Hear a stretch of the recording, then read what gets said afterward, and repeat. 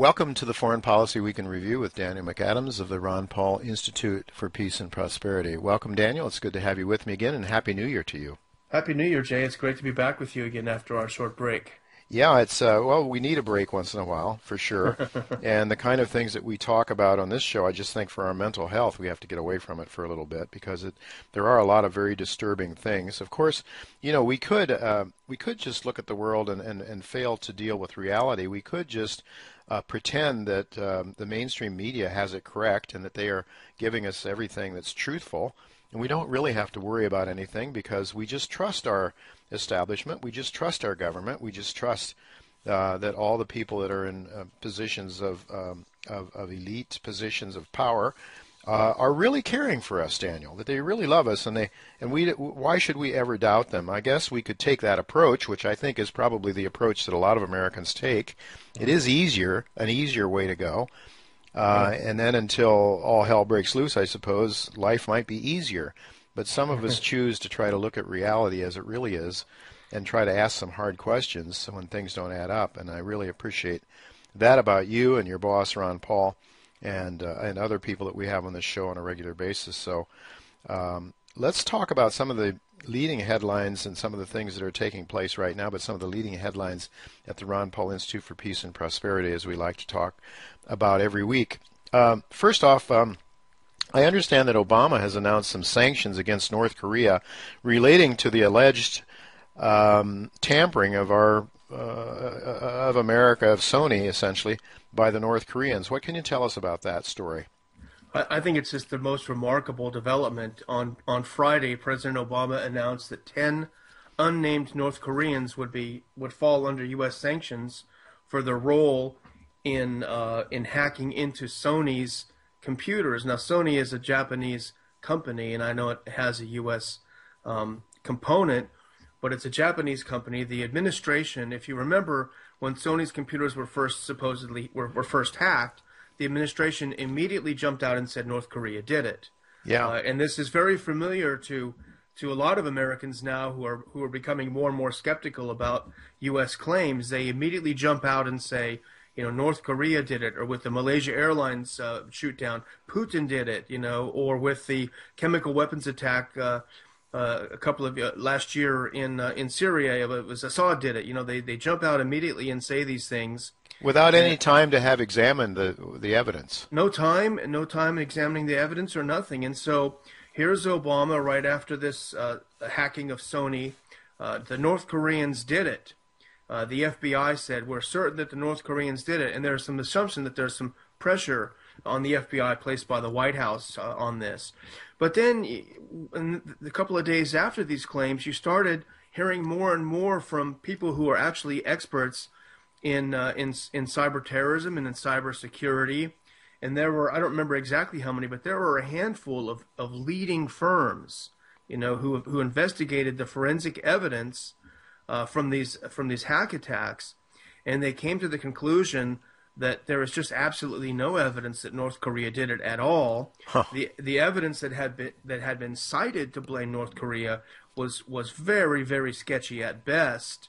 It had to do with some borrowed code that hackers all over, they share this malicious code, so that didn't tie it to North Korea. And they actually went to the FBI, these cybersecurity firms. They went to brief the FBI on their findings that, hey, look, the evidence does not point in the direction that you've claimed. And this has all happened within the past few days. And so the speculation up until Friday, literally, was how is the administration going to back down from jumping ahead of the game yet once again and making claims for which it has no evidence, and for which subsequently the evidence points in a different direction. And that was the question up until just very, very recently. And now it turns out that, as usual, the U.S. government not only does it not back down when its claims are called into question, but it actually doubles down on its original false claims. So I like reading Tyler Durden, who does Zero Hedge, and he says that U.S. foreign policy has just jumped the shark. You know. Oh, wow. Yeah. Well, it's incredible, but you know, I remember Jeff Dice, Ron Paul's chief of staff, saying, "Jay, you don't understand. perception is reality in politics. So if you, I mean, Daniel McAdams says something, who's not as well known as President Obama. Obama can get on television and just say it and say it and say it again, and Yeah. people will start to believe that that's the truth. And who is Daniel McAdams, or who are these other Yeah, guys? sure, Who, exactly. who are these other guys that are these so-called experts? Well, that's just probably some propaganda from the wrong side of the tracks. Yeah, they're being So paid by someone. they're being paid by somebody, and yeah, I mean, so But you so know, the Jay, I'm sorry to interrupt you. Go no, ahead. no, you go ahead. I was just going to say that this whole hacking of this Sony uh, company is so bizarre because the U.S. claims it was over a so-called comedy movie Yeah, that shows the North Korean leader being killed by two goofy Americans, I guess, you know, yeah, yeah. and the U.S. government portrayed it as that, you know, the leader of North Korea is so incensed by this film that he had his evil minions hack the Sony Pictures and cause this film and basically blackmail Sony into not showing the film. Hmm. You know, which is it's such a bizarre suggestion. But Yeah. you know what? I think the real news that came out of this whole thing was that Sony Pictures actually went to the State Department and the White House and actually the Rand Corporation, which is very close to the Pentagon, and Hmm. said, "Hey, we're going to put together a film showing the assassination of the North Korean leader. Hmm. Is that okay with you?" Hmm. And the U.S. blessed it, said, "Sure, that sounds like a good idea to put in the Wow. film." So that's very bizarre on two things. First of all, that a private company would go to the U.S. government and seek approval Yeah. Why do they for do something that to like start that. with? And second of all, what business does the U.S. government have in approving or unapproving films that may or may not have some propaganda value on American citizens? You know, as you know, Yeah. Jay, most Americans get their news and their history from these sort of entertainment shows like the Colbert Show Yeah. and Jon Stewart. This to them is reality. Hmm. So if you can manipulate popular culture, Hmm. then you've scored a huge propaganda victory against Americans. And so now we've seen right out spread before us how Hollywood colludes with Yeah. the U.S. government to deliver films that present a propaganda message to the Hmm. American people. And I Yeah. think that's the real chilling part of this whole episode. Yeah. Isn't it though? Yeah, I hadn't thought of that. That is chilling, and so much for free speech, I guess. It's all about, and again, it's just this sort of these false flags, seemingly false flags that are flying every which way these days that are very, very troublesome, I think. And this looks like another one. It's incredible that there are, though, still enough freedom out there for people to speak their minds, but again, it's perception. So if you have the right people telling the lies, people will believe it, I guess, or most people will. And the, Clearly, and yeah, So I was just going to say, and the real irony even is that the White House framed this whole thing as a free speech issue. We're not going to let a foreign dictator decide what Americans can yeah, see and what they cannot see. right. Yeah, I mean, it's just incredible. What's up is down, and what's down is up. It's just everything. It seems to be so much the way things are these days.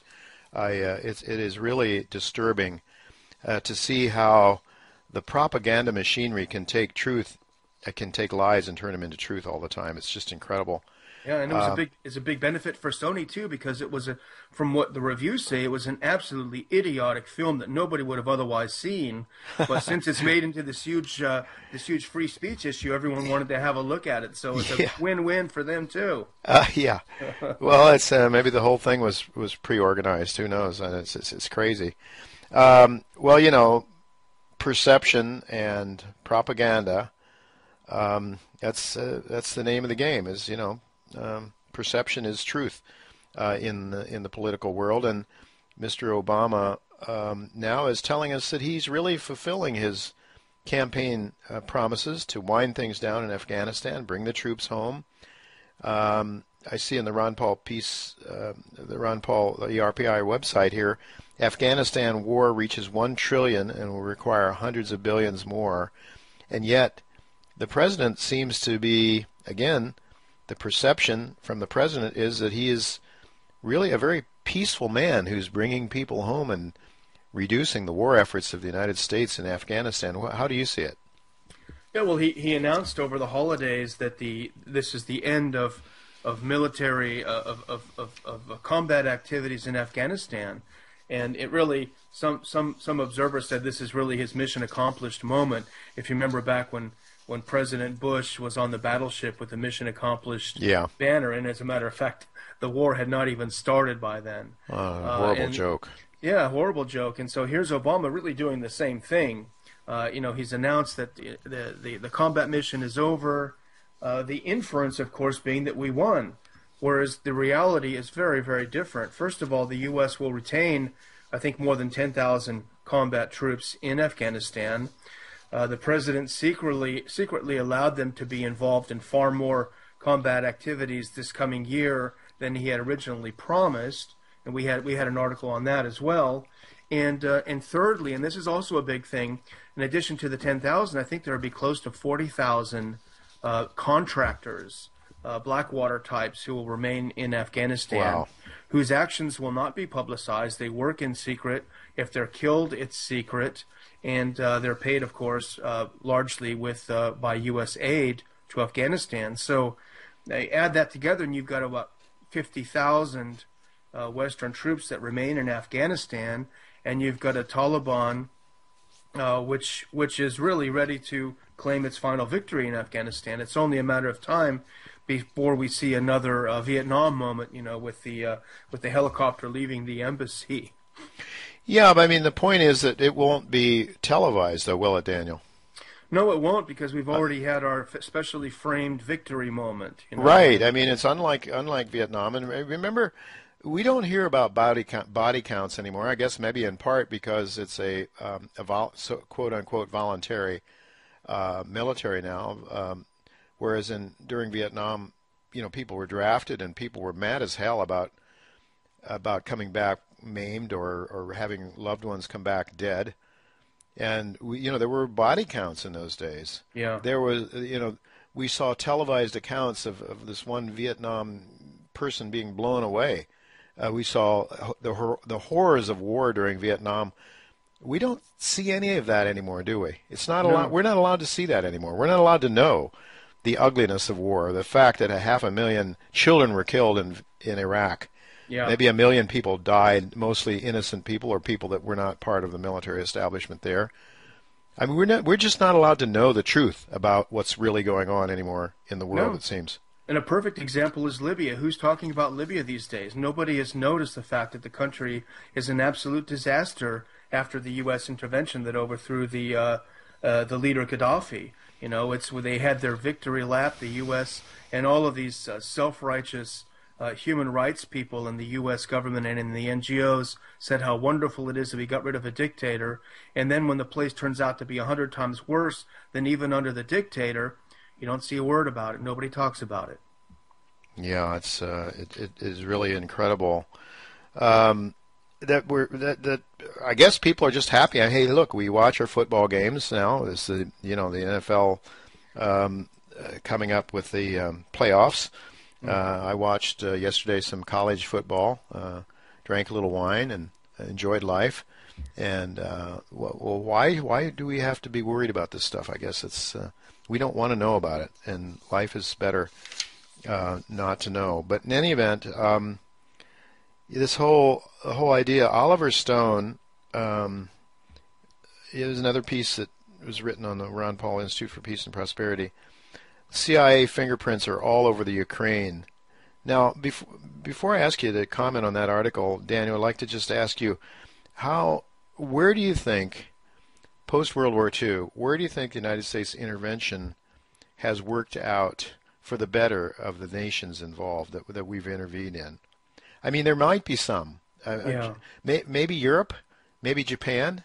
I don't know, but we're still in those countries, aren't we? Yeah, it's still a work in progress 70 years later, 60 years later. Yeah. I think supporters of intervention would say, well, we're not allowed to know about all of these wonderful successes. Why not? But yeah, why not? Why wouldn't we? Why wouldn't we want to champion them? Yeah, Why wouldn't the propagandists want to champion them? Exactly. I mean, I wish we could point to one place where things have turned out better. But even if you, I mean, everywhere you look even at a place like Serbia, where, we took we claimed this great victory in getting rid of the dictator, Milosevic. But are the Serbians any better off now than they were under Milosevic? Is the average Serbian better off than he was before then? No, he's not. Serbia was not attacking the U.S., yet we went in and attacked that country, and the place is worse off. The economy is as bad, if not worse, than it was before.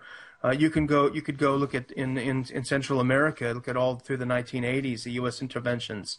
Have they resulted in anything positive? No. So, and we've we've seen in the Confessions of an Economic Hitman, who you've mentioned several times, Hmm. that the real beneficiary of these interventions is usually well-connected individuals and corporations who go in and cash in.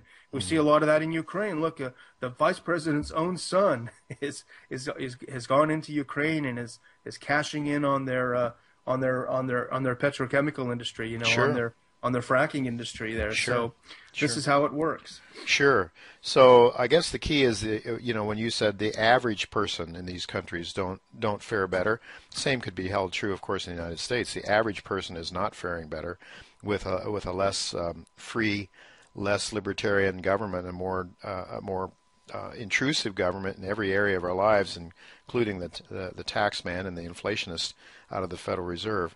But this is the way the world is these days. It just seems to me that Americans need to wake up, and that's, of course, why we talk to you about these things, to try to understand what's really going on in the foreign policy realm. And this article also appears on your website, on the Ron Paul Institute for Peace and Prosperity website. Oliver Stone is drawing some conclusions about the CIA and its involvement, its interventionist involvement in the Ukraine. Would you care to comment on that briefly, Daniel? Sure, I wrote this piece up briefly, and the news was out a few days ago that he was in Russia. He's working on a film about Ed Snowden, and in the process, he's doing a side project about Ukraine. And he interviewed the deposed president Yanukovych, and got some more information. And I think one of the main points that he made, and I should probably preface this by saying I hesitate somewhat in citing anyone from Hollywood, and as any supposed expert from Hollywood. But I think that Stone is an interesting and independent thinker, and it doesn't mean I endorse everything he says, but I still think when someone of his stature says something, it's worth considering. But apparently he went and he has doing his investigation for a film that he's making, and his main point is about these mysterious snipers and assassins that appeared on the Maidan, on the protest square, on, I think, the 20th to the 22nd of February. And this was really the catalyzing event for the coup, where the U.S. claimed immediately after these mysterious snipers began shooting people that were protesting and shooting police officers, that this was Yanukovych's thugs. And it Huh. just shows what a horrible, ruthless person he is, Hmm. that he would send his thugs in to kill all of these protesters. And of course, this has been the case, and Stone points this out. This has been the case in several other coups and coup attempts that the U.S. CIA has been involved in, notably in Venezuela several years ago, when there was this mysterious shooting from office towers Hmm. on people in the street. So this is a component of these violent regime change operations. Hmm. And he said that the evidence that he's seen now suggests that the people who were doing this shooting were not, they were third-party elements. They were outside third-party agitators who were doing this. They were not police officers, and they were not protesters. And Hmm. he says this kind of action, in his experience in covering a lot of these things over the years, has CIA fingerprints all over it. So I think Yeah. that's quite interesting. Yeah. Well, it really is, and I think it's also very interesting, the idea that he's going to be doing a movie on Ed Snowden. I really look forward to that. But as you Yeah. say, you're hesitant to fully endorse Hollywood, because Yeah. I think you have to be always suspicious. But at least if there are people out there that are saying things that are somewhat different than the establishment, then it's worth listening to or considering, I suppose. Yeah. But I still, I just keep thinking about this over and over again, how Alan Greenspan told your boss or remarked about some questions your boss, some pretty heavy-duty questions he was asking, and Bernie Sanders on the left side of the political spectrum asking Alan Greenspan and Chairman Oxley apologized for their behavior, for their irreverent questions towards Alan Greenspan, and Alan Greenspan said, "Well, this is what makes America great. We have dissension." So you can have the appearance of dissension. You can have an Oliver Stone going in there and asking questions, and then you can sit back and say, "Well, look how free we are. Look how free we are." Exactly. So I think you always have to, it's just, it's nothing really is the way it seems to be.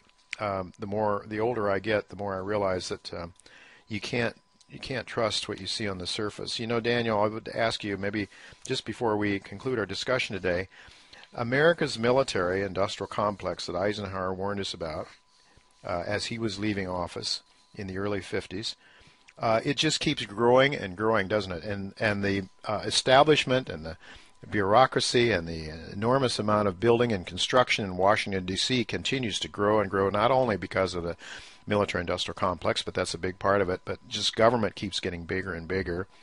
What do you think in terms of military spending going forward? It seems to me, and I read Richard Mayberry, his excellent newsletter, which he, I guess, picked up from your boss many years ago when Dr. Paul re-entered Congress.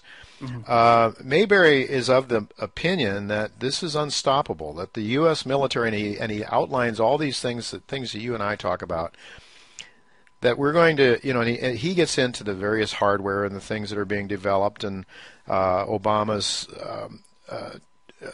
pivot to Asia, the TPP that he's pushing forward, and how we're going to have to build up our military, our Navy in that part of the world to compete and to continue to dominate over China. Anyway, the long story short is Mayberry believes, and he's done very well, recommending stocks of the military-industrial complex, even though he is in sympathy with your views, my views, Ron Paul's views. He is a libertarian, a free market guy. He's just saying this is the way things are. We can't stop it.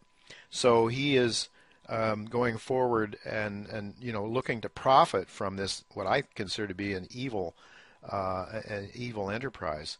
But how do you see it? Do you see the military-industrial complex just growing without hesitation here? Well, I think as Dr. Paul has always said, this will have to stop at some point, and it'll stop when we are bankrupt. And I think you know much better than I do, Jay. We've seen a lot of very interesting things happen over this past year. The de-dollarization of the world, for example, and this has been I think it's an unintended consequence of the U.S. sanctions policy around the world. These countries that find themselves under sanctions are having to look for alternative ways of trading with each other, with the dollar being out of their grasp. And so while the U.S. is foolishly believing that it's forcing the rest of the world to follow its dictate by sanctioning everyone in sight, what it's actually doing is creating the seeds of its own destruction. Yeah. So it's very interesting. It sure seems to be that way. When I read independent views instead of the propaganda from the United States about what's going on in Russia, I don't think Putin and Russia is as bad off as they are portrayed to be. Their economy is as bad off. I just saw today that Russia has sold a record amount of oil into the international markets. Of course, the oil prices are low as a result of various factors, I suppose. But one of the things that people don't seem to realize is that with the Russian ruble being slammed down much lower, it makes the cost of production low for the Russian producers and actually encourages them to sell more oil. So, there's unintended consequences, and I just think these guys aren't thinking them through, or somebody is, the policymakers are just doing whatever the people that own them are telling them to do, I suppose. But one of the things I've decided to do, and I'll just pass this along to my listeners here, and I've told my subscribers to do, I believe that Mayberry is right, that probably you can continue to make money in some of these defense stocks, although you never know. We could also see a decline in the equity markets this year. I think that's a very real possibility. But what I'm telling people to do, and what I have vowed to do myself, is the extent I buy, and I'm recommending a 7.5% allocation to defense stocks this year. And how could I do that as one who believes this is an immoral activity? Well, I'm saying let's take the profits, if any, from these stocks and donate them to, or at least a portion of them, to the Ron Paul Institute for Peace and Prosperity. So let's take some profits from these goons Mhm. and help support the Ron Paul Institute for Peace and Prosperity so that you can continue to tell people what is really going on as opposed to the propaganda that we're getting from the mainstream. Well, that's very kind of you for offering to support the institute, Jay, and I really appreciate that. I have mixed feelings because I hope the stocks don't do extremely well. Yeah, But me too. certainly, we're very happy to have anyone's support. We're on a shoestring, so any Me little too. bit helps. Yeah, me too, Daniel. I hope they don't do well, and that's why I've got 7.5% of the portfolio in there, a diverse portfolio. So if they don't do well, it's not going to kill me. But if they do well, we'll try to use that as a means of sharing the truth with people, and so people can look at things more objectively. Thank you, So, Jay. I would just tell my listeners, of course, you don't have to wait for profits from the defense stocks to share to help the Ron Paul Institute for Peace and Prosperity get the truth out. You can always go there now and donate. So that's what I would suggest you do. It is tax deduction, isn't it, Daniel? Yes, Tax yes, deduction? indeed, a Yeah. 501c3. So you can, it's not as costly as you might think, and also, of course, you're going to be doing a lot of good, in my view, by letting people know the truth about what's really going on. Thank you again, Daniel, for being with us again, and I look forward to doing it again next week. Thank you so much, Jay. That's it for now, folks. Until next week, goodbye, and God's blessings to you.